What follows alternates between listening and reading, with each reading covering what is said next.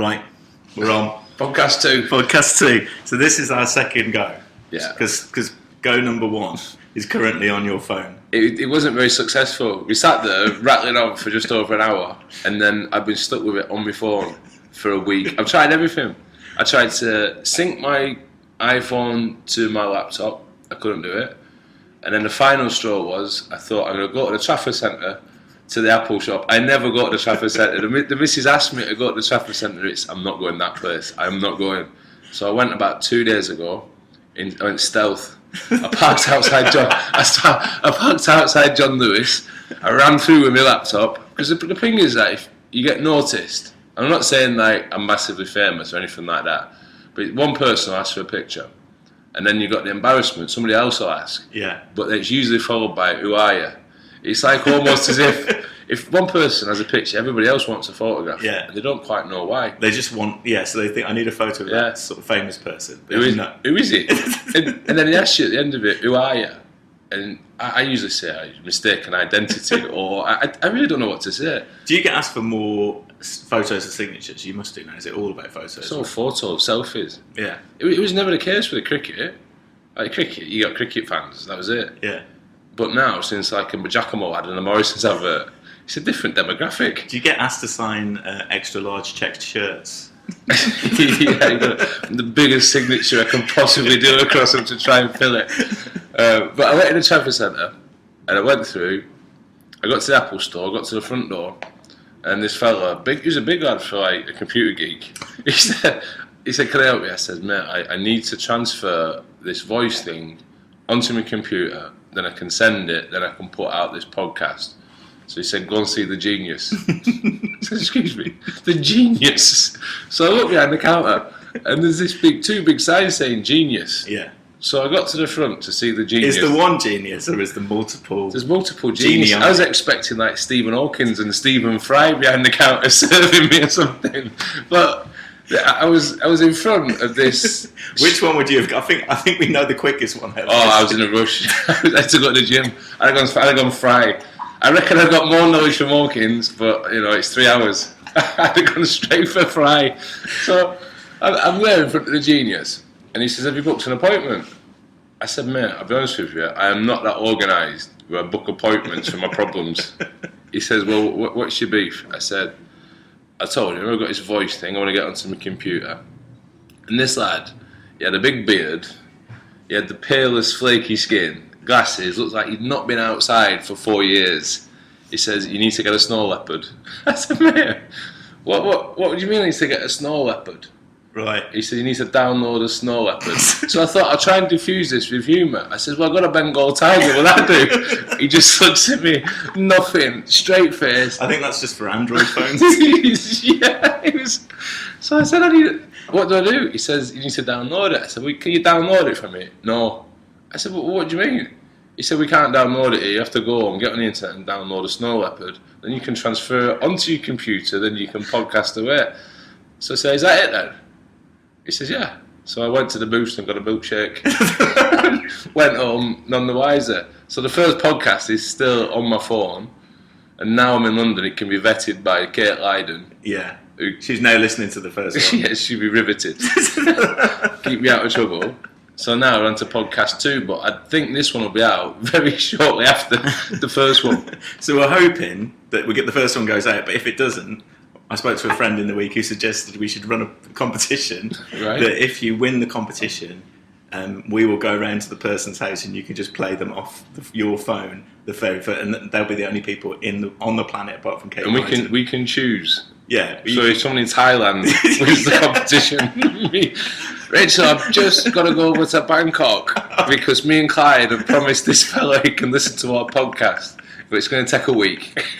That's a great idea. If we get through security, because you have to charge the phone. I don't know what it'll be like at this point now. I don't understand that, do you?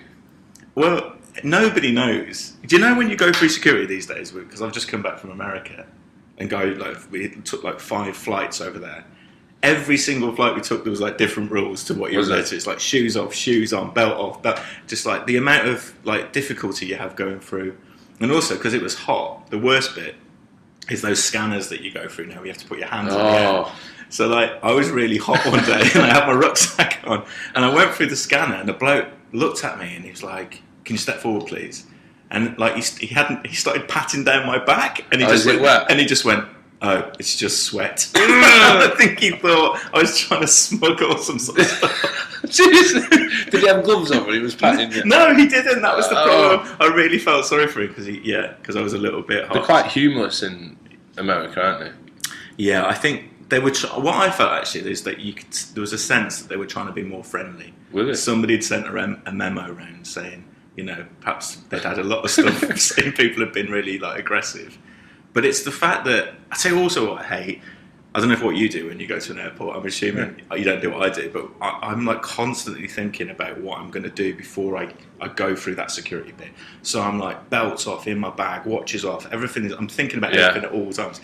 Most people don't do any of that. They just literally get to the front and then they start thinking about it, don't they? They're like, oh, actually, I need to take my liquids out of mine. So I carry favour. I get the belt off ready in that thinking, if I do it all properly, then they're just going to let me through and not search me. I would be the worst mule ever carrying things through customs. It's like I walk through thinking, oh no, I've not got a bit of aftershave in my bag, have I? So if I had anything which was illegal, I reckon I would stick out like a sore thumb. It'd be like, no, keep walking, laugh, smile. Well, the other thing is when you check your bags at the airport, it makes me laugh. They ask you them questions. Has your bag's been left unattended? To your knowledge, could anybody... Oh, no, not to your knowledge. Could anyone tamper with your bag? It's like, well, I know. Yeah. To my knowledge, it's... but airplanes. Yeah, I once mistaken... They said, is this your bag? I was flying to South America, and a mate had lent me a bag. And they said to me, is this your bag? Do you own this bag? And I was like, yeah. And they went, when did you buy the bag? It was really weird, the question. Had they been following you? And I started to get really nervous, and I went... Well, it's actually not my bag. What do you mean it's not your bag? And I was like, well, I borrowed it off my mate, Malcolm. And they were like, when did he buy it? I was like, I don't. He was like, oh, it was awful. I was like, because I just immediately, like you probably, start to look like you're doing something guilty. wrong. Obviously, I wasn't. I wasn't trying to take Malcolm's bag. It was Malx's bag. But yeah. So hopefully we'll get Katie will. This one should be all right. Like the podcast. And not find too much in it that that needs taking out. Will bring down your career, your successful. my high flying career in the media. Your BAFTA winning career. Yeah, I don't know if we get a BAFTA for legal one. I'd like one, but I feel a bit of a charlatan, really. Is it just one then? Is it just one that goes to the office? Well, I've heard that Sky get 2, the production company get 4. So I think if there's 4, I might get one. Redknapp, he'll put dibs on one, because if anything comes in the studio, like we had a segment where they brought go-karts in, oh, I want it, he's straight on everything. Oh, that football, yeah, I'll have that. As if he's not got footballs. He's like, just get anything for nothing, Jamie. So he'll be having that BAFTA. So have you not taken anything from Legal either? Oh, yeah, in the wardrobe. I get my clothes for the year in there. Oh, do you? We get a clothing allowance, and they spend more on clothes for that series than I do in 3 years. So I get all my clothes for the year. Last season, I got 4 pairs of trainers, three pairs of sunglasses. Just take everything. Just take it. Because if I don't, someone will. Yeah. It's almost like thieving. It's like legalised. It's not almost, actually. Legalised theft. Yeah, it is. Well, look, I've written down some stuff for us to talk about, because I've taken it upon myself that that's my job in this whole shambles. Well, I don't know what's going on in the world. I just live in my own little world. But I'm going to ask you about... I think that this is... If we had to sort of say what this podcast is about, is we're going to talk about sport, but in no way do we know anything really that technical about sport, apart from about cricket. But we don't want to talk about cricket in a technical way, because nobody cares. No, they don't. So we're trying to talk about what's going on at this moment in time, and it's Thursday. The test has just started at Lord's. Yeah.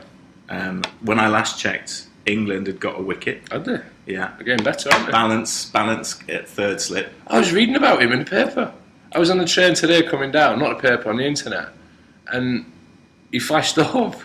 And after the test match in Trent Bridge, he'd gone out in Nottingham. He was taking his shirt off. Yeah, there's a picture of him. But the picture he's next to in the paper, they've blurred out the person. So the normal, like the non-England test cricket player gets their face blurred out. But Balance is his shirt off. Them were the days, weren't they? Them were the days going out after a test. I got kicked out of the living room in Nottingham for dropping my pants. So he's doing all right. That might have been after New Zealand, I think it was. But the lad, he's gone out after a game. He's got a bit carried away. He's taking his shirt off. But I would never have taken my shirt off with my belly. But I suppose now it's really difficult for them to get away with like anything, like because of like social media and camera phones and stuff like that. I mean, even when you were sort of like 2009 when you were celebrating after the Ashes, it wasn't as prevalent. Social media wasn't that prevalent, I suppose. No, it's changed. I tell you what I did the other day, and it got straight onto social media. I had to go to Liverpool. Lancashire were playing at Liverpool, and I had to drive over on the morning to go and have a bowl in the middle before the lads played, do a bit of training. So I took my son with me. We're in the car, we're driving, we're going over at Runcorn Bridge, driving through Speak. Are people at home now visualising that journey? I hope they are. Yeah, the Runcorn Bridge, it's almost like that big bridge in Newcastle. Right, but a lot smaller. A little bit smaller, same sort of style. So I'm driving over, coming into Speak. It's like a big industrial park, a couple of hotels and curries and all that. And I started feeling really sick. I don't know why, I just came over, started sweating. I said to my son, I'm going to have to pull over here and be sick. He's like, oh, Dad. So I pulled over, right? I got my Lancashire tracksuit on. I pulled over, and as I pulled over and stopped the car, a white van's nearly gone into the back of me because I've not indicated. I've just panicked. And I'm going to this bush, right? I've thrown up in a bush in Speak twice. 2 cats come out and get back in my car, drive off. Tell the physio the story. Look, I'm feeling ill. He put it down to the antibiotics I'm on at the minute, and I've not eaten. I flick on Twitter, and about 5 tweets is this fella, I don't know his name, puts, did I just see Freddie Flintoff throwing up in a bush in Speak? Being on the piss again. I don't drink. So you talk about if you're going out in Nottingham and taking your shirt off, you are going to get done as an England cricketer. Yeah. Just got to be a little bit more guarded. But it said that he hadn't contravened any guidelines. That's what I read today. That they were allowed to go out and they were allowed to be in this place, so he's not going to get into trouble as far as I could make out. Well, after the test match, you sign off and ECB don't want any responsibility for you, did it? Go away, lads. We've had you for 5 days, disappear. And Peter Moses' quote was pretty much the same. I'm sure Moses will get him over to one side and say, look, Gary, maybe just box a little bit cleverer next time. Keep your shirt on. Keep your shirt on, drink behind closed doors. That's how it starts. that's the road to ruin. Well, this morning before I came here, I flicked on the telly and it was like on Sky, it was like best of the Ashes, and it was 2009. Yeah. So it was the last day, 2009. England win. The amazing run out that you do, which is unbelievable. And Harmy was bowling. I've never seen an action like this. Just Harmy's in the air for about 3 seconds. He's in the air before the ball comes down. He would not be in the air that long now. He's about 4 stone heavy. I saw him a couple of weeks ago, and he's got a normal sized head still, but his body is like Mrs. Doubtfire. He's let himself go, the big lad. Him and Matthew Hoggard. Oh, they've let themselves go. But Harmy's got really, really long legs, hasn't he? And quite a short body, I think. When you he's just like his old legs. They're just amazing. He's like a fat supermodel. It's just the old legs. But anyway, at the end, the thing that really made me laugh, at the end, they were doing the wrap-up in the studio, and they went to Matt Floyd, Matt Floyd had hair at this point, so it was like so long ago, and he was saying the England players are out on the pitch at the moment, and they're going to be probably celebrating long into the night, and it's got everybody in the middle, so the players in the middle, and obviously that then turned into something else, because I think people weed on the pitch, like somebody weed on the pitch that night. No, that was a couple of years later. Oh, was it? That wasn't. So that wasn't that night. Oh, it was later, was it? That was after the 2009. It was quite muted, the celebrations, because it was my last test, and usually I'm dead against like families being in the dressing room and things. Yeah. And I hate it, even my own. And I used to say, no, you're not coming in. This is like our place. And after that, my kids, my missus, my mum and dad, everyone came in the dressing room and all the families. Yeah. We had a few drinks. We went back to the hotel, and I went to bed at about 12. I'd had a few. Yeah. But the missus give me the curly finger. Come on, you. We're not going through this again. It's like you go to bed. There's no way you're going through the night. And I had to have an operation as well the next day. Oh, so from midnight, I was nil by mouth. So I had to cram it in. I was like cramming. I was like, get a drink. So by midnight, I was ready for bed. But 2009 was very different to 2005. Well, I was watching the Germany celebrations after they came back, after they won the World Cup, which is obviously brilliant. If you were in Berlin and you were German, it must have just been like the best thing. And they did this thing where like 4 of them walked out onto this big stage, 4 players, and then they all like dived on the floor and revealed one player in the middle holding the World Cup. That's brilliant. Which I thought was like for the Germans. That's amazing. But obviously they've had to get together and go, we really need to have a really good think about what we do just to celebrate. Whereas like what we had last time we had anything like this for football in 1990 was Gaza wore some fake breasts. Imagine Gaza in this. Like he did the round walk stunt, didn't he? But imagine Gaza in this day and age. I don't think it was a stunt. I think it was cry for help with Raoul Moat. From Gaza or for Raoul Moat. He turned up with a fishing rod, some chicken, some lager, and some lager in a dressing gown. What more would Raoul Moat want? Yeah, it's a good point actually. But imagine Gaza in this day and age now if he was behaving like that with camera phones. It's just amazing to think that if England got into the semi-final of a World Cup and lost, which we probably would, the country would still celebrate, because we've not. But to imagine like Jack Wilshere with a pair of fake breasts coming up on an open top box, and I wish it was like that. It would be better if it was like that because I think that's what people. But I don't think the public have got any problems with people celebrating as long as you've done something. Yeah, that's the point. Decent. That's the point, isn't it? I think. It's almost people want you to. Yeah. But if you're caught celebrating having done no, yeah, or even having a good time, it's like the mentality is that sport, if you don't perform, then you're not allowed to do anything. Yeah. It's like your life's over. These people do not deserve to do anything. Like Jack Wilshere, was it, and Joe Hart in the swimming pool. Yeah. In Vegas. This was another picture I saw. Yeah. It was a bit tricky because Jack Wilshere's got a fag on, which he's been done for in the past, and Joe Hart looks like he's necking on with him. Yeah. But he's spitting a drink into Jack Wilshere's mouth, and I wouldn't want that. I wouldn't want that. I wouldn't want Joe Hart spitting a drink into my mouth. As handsome as he is, he's very nice on the Head and Shoulders adverts, but I wouldn't want to get that close to him. Yeah, I've not seen the photo, but it sounds a bit wrong. Yeah. But I think you're right about kind of celebrate. You're not allowed to celebrate unless you've won. But actually, if the reality, I think, is if you've had a crap day at work, the first thing you probably want to do is go home and just have a few drinks to sort of like relax. But in sport, you're not allowed to do that. If you had a crap day at the office, then you've almost got to go home and then sort of be even more depressed at home. Well, that's what got me into trouble in 2006-07 when we got beat 5-0. You say you have a crap day and you've got to have a few drinks, and that's what I did. Yeah. I'd go back to my room and then I'd have a couple of glasses and just shut myself away. But in sport, you can't do that. Yeah. But also, it's like the thing that somebody was saying in the papers was like, look at the German team, they've won the World Cup, and none of them probably smoke. And then you've got Wilshere talking about him smoking. I was thinking, continental footballers are famous for smoking. Yeah. That's a thing that people know about continental footballers. Maybe all of the Germany side don't. I don't know, but it felt a bit wrong. The point they were making. Well, I remember at Lancashire we had back in the day there was 2 dressing rooms. There was the first team and the second team.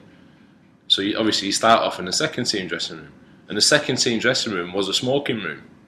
Right. So if you were playing in the first team, you don't get changed with other lads. You get changed on your own as a young kid, and the main team are in the other room. If you wanted to enter the first team dressing room, you knock on the door. So every time you go in, you knock on the door, and then you got told to enter. And then you'd be sat on your own, and about 4 people would come in and have a fag. Right? And then in the end, I thought, with passive smoking, I'm going to smoke. I'm just going to... Well, because you'd be smoking less by actual smoking. Yeah, rather than breathing in John Crowley's second dibs, I'm going to have my own cigarette. So, and then with England for a while, there was about 6 or 7 smokers. Yeah. And I tinkered with it for a bit, and I used to find all the little smoking offices in all the test grounds. But it's not good for you. It doesn't help. I must admit, when I was smoking, you can feel it on your chest a bit more. When you're coming in for your 10th over, In 2005, I went out to bat, and I took guard, and let this out. And Matthew Hayden turned around and said, "Still in the facts, Fred." I said, "Yeah." So I knocked him on the head. They're terrible for you. Terrible things. Terrible. I mean, I think people would be shocked to find that out, that they are really bad for you. So I think people should listen to this. But it's a funny thing. I should stop smoking. It's really bad for you. It says it on the packet. Apparently it says it on the packet. You buy them, right? And this is what gets me. And there's in big letters it says, "Smoking kills." Oh, 20 please. It's like, do you remember? It causes impotence. Yeah, go on, I'll have 2 packs. About 20 years ago, when I was at college, I think you could get cigarettes called like Black Death. Like It that. had I think they were called Black Death. It had a skull, and people bought them because of that. Because when you're young, you just think, well, I'm never going to die, and it's never going to affect me. So they actually marketed, rather than be worried about saying these things are really bad for you. Yeah. Just went for it. Yeah, why not? Ahead of the time, they are, aren't they? We can get away with not putting them stickers on. We just call them death anyway. So did you smoke? No. Used to. I smoked from 18 to about 32, but towards the end, I didn't really smoke all that much. It's horrible. Yeah. It really is horrible. I smoked the most when I was at university. First year at university, I was smoking Marlboro Reds, which is obviously full on. But at the time, I was probably the fittest I've ever. I was playing rugby for the university, loads of sport, and it doesn't affect you. But as you get older, it's just then you think, I've got to stop this. Because I've started going down in Manchester, a place called Rusholme. They've got the Curry Mile. Yeah. And I've started going to a bar there called 360. It's no alcohol. It's a juice bar and milkshakes and shisha lounge. Yeah. And you get your shisha, and you sit there. The shisha is a big. I don't know how to describe it. Big pipe, and you got your tobacco. It looks like a bong. Yeah, it does. Yeah. I was trying not to say that. And it's got your flavoured tobacco, and you sit there, and it's so smooth and nice. Only thing is, though, you wake up the next morning talking like Rod Stewart. But yeah, no cigarettes. Don't smoke, kids. There we go. So Terrible. Get rid of them. We put that to bed. So I want to talk about the first test, the India first test. Yeah. And because there's been a lot of stuff, obviously, in the papers about what happened. There was a scuffle that happened with Anderson and Indian player. But I don't know do you know what it's about? Well, Jimmy, he's got the potential to go off when he's bowling. He's a funny lad because he's really quiet. And then all of a sudden he walks on the field and he's like Jekyll and Hyde. He turns into this different character. Right. And I've played in the same side as him. And when you're playing with him, you've got to back him. Or you've got to stand up for him. But on a couple of occasions he's done something. I thought, I really can't condone this. He just goes for it. And it looks like he's had a do with one of their players, Jadeja, on the way off, and Dhoni. Yeah. He's clapping away, but he's next to him. He's chuntering on. And then there's all these reports, because when you come off at Trent Bridge, you walk through a corridor, and then there's a little staircase, and on the first floor is the away dressing room, and then the home team are upstairs. Right. It's really tight, so you got to go past the opposition more or less. Yeah. So there is an opportunity to push someone, bump someone, or drop them. So I don't know if they've had a little bit of a scuffle there. There's a lot of things coming out of it, but it's a little bit embarrassing, isn't it? Yeah. Because it's like something or nothing. Yeah. You know, we've had football and people are biting each other and they jump over at any opportunity. In cricket, we don't want to go down that route. Nah. And the match referee was David Boone.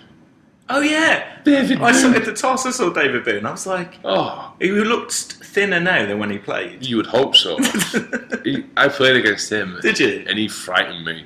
He came out to bat and he shouts at himself. He plays a bad shot. He's David, David, and he's just got this presence about him. He's like if you could think about an Australian and you say picture an Australian, you would draw David Boone. Yeah. He is an Australian through and through, hard as nails.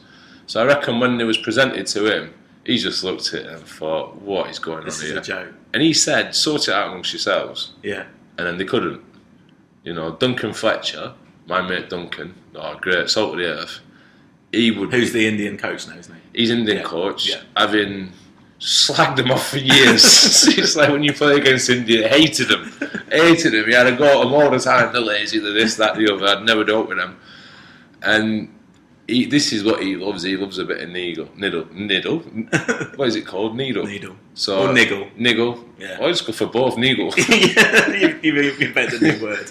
But he used to thrive on this. So he'll be chipping away. but then detach himself from it. Right. So it'll be a little bit of a tactic from him to try and niggle Jimmy, try and get Jimmy out of the series. But they're adults, these people. Yeah. You don't need to be doing that. I've done things I'm not proud of on a cricket field. And when you get older, you're embarrassed. The thing, as a spectator, that I'm fascinated in is what is going on when like Anderson's bowling and he's talking to the batsman.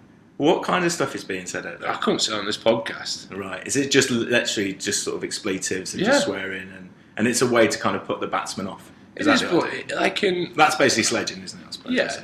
The good ones are the funny ones when you have a laugh with it, because what you're trying to do is you're trying to just distract the batter. Yeah. And to be honest with you, you could be horrible and you could do it easily, but there is a line you don't cross. And I see it. I've said things which I'm really not proud of to Yuvraj Singh. Yeah. In the 2020 World Cup a few years ago, and then the next over he hit Stuart Broad for 6 sixes after I threatened to wring his neck. He's like, oh, here we go. But in any other walk of life, because you're on a cricket field, it does not make it acceptable. Yeah. You can't go into someone's office because you've walked over this imaginary line. You go in there, you call him every name under the sun for 10 minutes, and then say, do you fancy a brew? Or you fancy going for a pint? And for me, that's the same in cricket. Because you're playing a sport and he's against you, it doesn't mean you can call him anything you want. So I was bad at sledging anyway. I had one that came off and then other ones. Which is Tino Best. Tino Best is amazing. Well, yeah, it works a treat. Tend to mind the windows. Also, I think what was brilliant about that is the fact that Sky, it was a Sky at the time, I think, it was perfect the way it was picked up. It was on the mic, yeah. Yeah, it was perfect. You could see, and you could just see what was happening, and your reaction when he got out. Just laughing. It was just brilliant. But the one backfired was 2005, and played the Ashes, and we all thought it was far better than what we were, and nobody trained, nobody practiced, and we went to Pakistan, and we got beat by Pakistan. But when we got there, they were really aggressive. Shoaib Akhtar, really aggressive. Yeah. And he's not my favourite person in the world. And he kept going on at me. He kept having a right pop at me, calling me fat all day, every day. And I've got feelings. so finally I cracked. And I walked out to bat, not faced the ball. And he started calling me fat again. So I said, I'll tell you what, Shoaib. It's all right, you looking like Tarzan, but you bowl like Jane, right? And then these words came out of my mouth. I thought, why have I said that? He's the fastest bowler in the world. You've just upset. So he's put his run up about 10 yards further back, and I was stood there like picking my bats up, half shaking. Because no matter what anybody says about fast bowling, nobody likes it. Yeah. Nobody likes bouncers because they hurt if they hit you. Mm. Some people play them better than others. But essentially, they're horrible. Yeah. You got a piece of leather, it's very hard going past your nose and you don't want it to hit you. So I'm stood there, he's coming, first ball. I was probably about 4 yards late on this thing, and my off stump is just cartwheeling towards the keeper. And I turned around to walk off. He's going, oi. I said, what? He goes, oh! So that didn't go well. That's creative, though. It was all right. I think that's creative sledging, which is like the best stuff, rather than just sort of like abuse. Because like when I played cricket, village cricket back in the day, you'd often get like I played like men's teams when I was like a kid coming through, and it'd get a bit tasty. Like I've seen a fight on the pitch and stuff like that. But I remember just coming out to bat once, and I was batting at number 8, and the first ball I hit for 4. Just hit it for 4, and the wicket keeper went, "Oh, you'll be opening next week." And the next ball I got out because simply by him saying that to me, I was like, "Oh, maybe I am. Maybe I should be." And my concentration had just gone for the next ball. Well, I signed for my brother's team. My brother played cricket a couple of years ago in Preston for Penwitham. Yeah. And my mates were playing as well, so I signed for him. And I thought I'd have a couple of games just with my brother. And I went to watch him. I took my lads, and I was walking around the boundary. And this wicket keeper my kids shouts at me, "Oh, not fancy it this week then, they're too good for you." I'm thinking, what am I doing? Why am I doing this on a Saturday afternoon? Yeah. I play cricket to a decent level. I'm going to turn up and some bloke's been working all week, wants to vent his frustration at me. I don't want to be that guy. Okay, Lyden's coming in. She's listened to the first one. Hey. She's done. She's coming in. The boss is in. 5 minutes. Wow. We've got 5 minutes. We've got to wrap this up. Yeah, you got it. Right, I better get on to the rest of my subject areas. The other one. Are you good? Wow. So what else I want to talk to you about? Oh, the thing that's really following on from podcast number 1 that nobody will ever hear, where we talked about Andrew Strauss's wedding ring around his neck. Yeah. The thing that I'm now interested in is Matt Pryor's hat. Because he needs to get a new hat. It's covered. It's white now. It's no longer blue. It's actually, the sweat has made it go white. And it's because he's got no hair. It's because he's bald. His sweat, he's got like acid sweat. His sweat is potent. He made his hair fall out, and now it's melting his hat. But I suppose it's the thing, like the baggy green. I suppose it's he's trying to. You remember Steve Waugh's? Yeah. Steve Waugh's hat was an absolute disgrace, but the Aussies only got one hat. So you get the hat and that's it. You don't. No, we get loads. No, but yeah, especially I couldn't be trusted to look after one hat for a career. But like, so for the Australians, they get the baggy green. That's it. You get one baggy green. If you lose it, then you don't want to lose it. You know, it's I don't know what happened. It's respected so much. So do you think Pryor's trying to do that with his? Then he's trying to. Yeah, he's trying to do that. I remember my first cap. It got nicked. I got it presented, and then I'm gutted about it actually because you got your 3 lion hats. But in the old days, you used to get George and the Dragon hat as a presentation cap. Right. And I got my cap. Yeah. I was at Trent Bridge for my first test. Nobody made any room in the dressing room for me, so I was changing with the washing machines at the back. Real good set of lads who were. This is for your first test. Your debut? Yeah, I was with washing machines in the back room at Trent Bridge because everyone's got the spots to change it. Right. And I put this presentation cap on top of my bag. I never saw it again. So it got nicked. Oh. So I was still gutted about that. Yeah. But yeah, I've got loads of England caps at home. You never know when you might need them.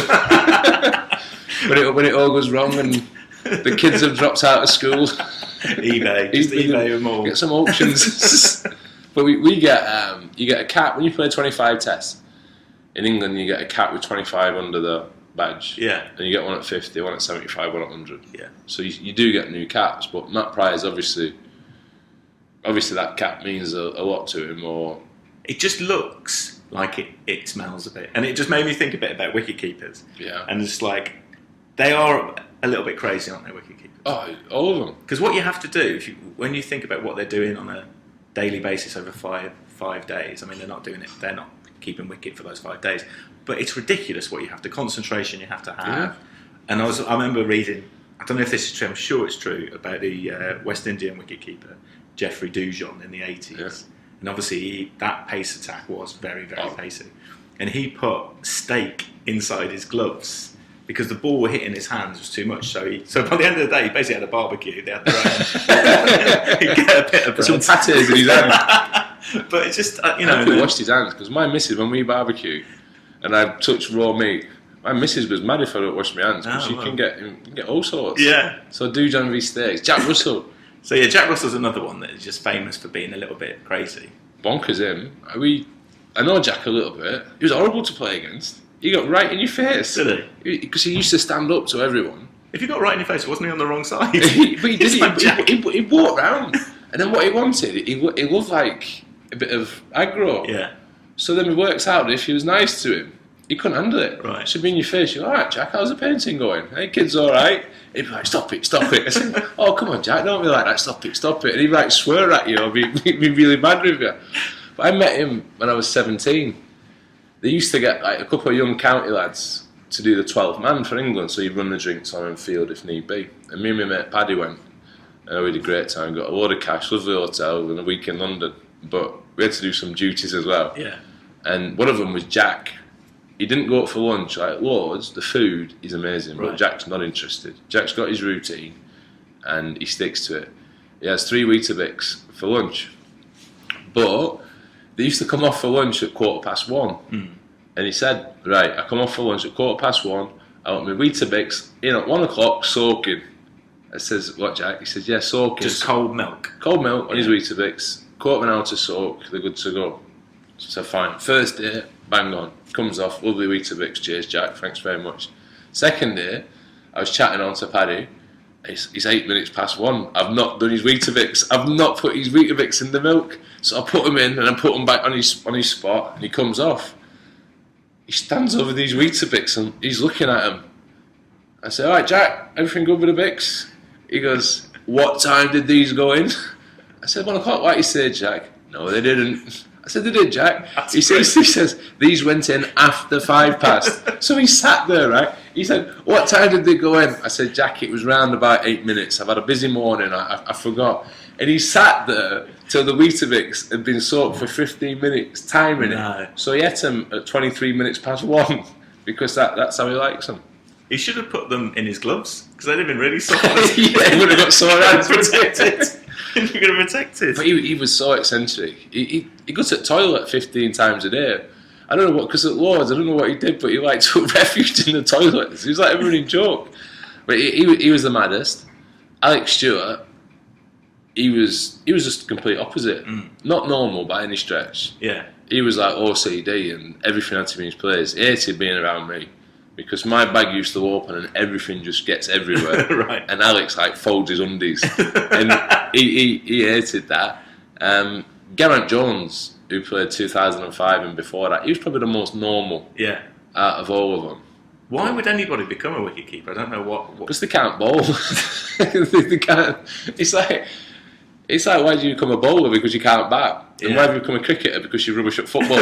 it's like a sliding scale. There's so much pressure on them, especially Test match, where you're standing there all day and you might get one chance. If you drop that chance, then you're rubbish, aren't you? People say you're rubbish. But that's it. I think they say like a good wicket-keeper, you don't notice. So it's like a thankless task. Yeah. You only get noticed if you make a mess of something. Like Pryor's dropped a couple recently, so he's got noticed. Yeah. If you catch him, nobody says, oh, you're just doing your job. Yeah. That's what you're there for. So I won't fancy it. And they all end up with like really bad fingers and shocking.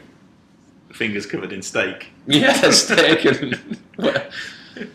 So we need to wrap up because Casey's come in and shouted at us. We've got no more subjects. We've got the last subject I was going to talk to you about is somebody else is coming in now. You finished with the jokes? No. We're still recording. You're on our podcast. You're on our podcast, Nick. They're all here. They just walked up.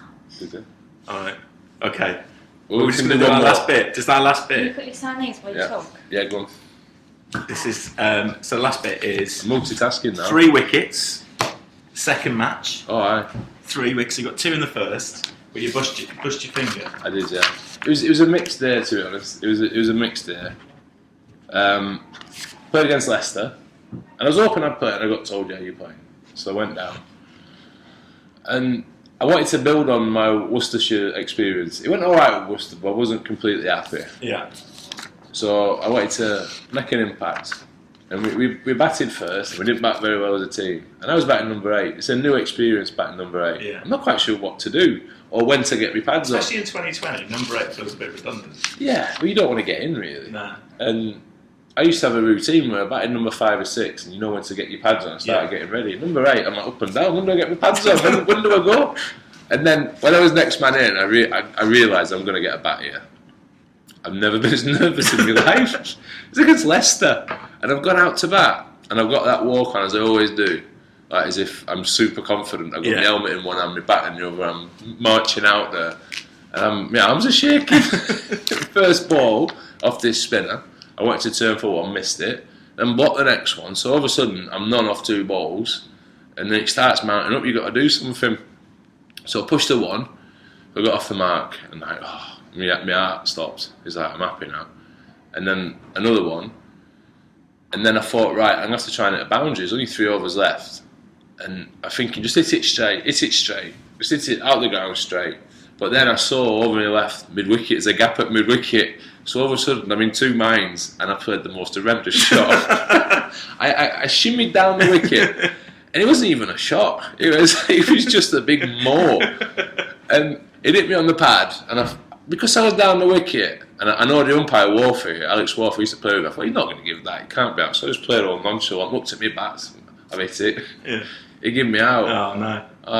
And then, usually it's disappointment, but this was like embarrassment. The crowd went, Oh. And then some of them started laughing. And the worst thing about cricket is walking off on your own. Yeah. And if you've got a few, it's not too bad. You're walking off having got one. My kids are in the crowd. Yeah. And I think I can't look over at my kids. And I'm walking off. And I sat there. And as soon as I sat down in the dugout, the cameras have come on me and people are clicking away. I'm thinking, how shall I play this? So I look bemused. It's like a Giacomo shoot. So I'd be pensive. But what shall I do? So I went for stern. So I sat there. And luckily what I did was, because I was so gutted with the batting, I was so desperate to bowl well. But the second innings didn't get off to a good start. I went in at slip, my normal position, no running. Yeah. And the first ball, Kabir Ali balls, the lad edged it and it didn't get off the grass, it like skimmed along. And like fielders now are really good. Yeah. And they dive for everything. Yeah. So I thought I'll just have a token dive here. So I had this token dive, stuck my hand out, it hit my hand, I thought, oh, I've got it here. And I looked at my finger, it bent my little finger back, and then on the joint, it's busted it open. Oh no. So all of a sudden, right, I've got one run, I've had the walk of shame off for one run. I'm now at the far end of the pitch, and the dressing room's all the way the other. I've had to do another like jog of shame. My finger's dripping with blood. I've gone past Wolf and said, Wolf, I'm going to have to get my finger sorted. And all crowd are, hey, here he is. And then when I get through to work, ooh, his finger. So I go in, I get the doctor, stitch me up 3 stitches, and then binds me up, back out there, bowl the next over. So I got his ball in me. Did you get a wicket the next over? No, my first over was quite good. And then the second over, I went for a 4 and a 6, right. and I got a wicket which got me out of jail. Yeah. And then we weren't winning the game. We was having a shocker really. We were going to get beat by Leicester. And then we managed to turn it round. We had a bit of luck. And I had a bit of luck, to be honest, because my third over was a dreadful over. Yeah. I missed it. You meant to bowl Yorkers and I missed them. And luckily they hit them to the fielders, right them up in the air for runs. Yeah. And it just shows what fine margins are. I ended up getting 3 for 26 and everyone Brilliant. going on about it. Yeah. I didn't bowl that well. And I bowled far better and got no wickets. But, you know, that's no 5 wickets. 5 wickets in 2 games. Mm. Yeah, and 1 run. And the buzz finger. And buzz finger. Right, we need to, that's it then. We should stop. This is it. This is the end of it now. Yeah, today. And this is the appeal again at the end. If anybody would like to sponsor this podcast, please get in touch with me at Flintoff11 on Twitter or at Clyde Holcroft. There you go. Thanks very much. Cheers, Clyde. Hopefully people will listen to this. Yeah, we'll get this one out there. Enjoy.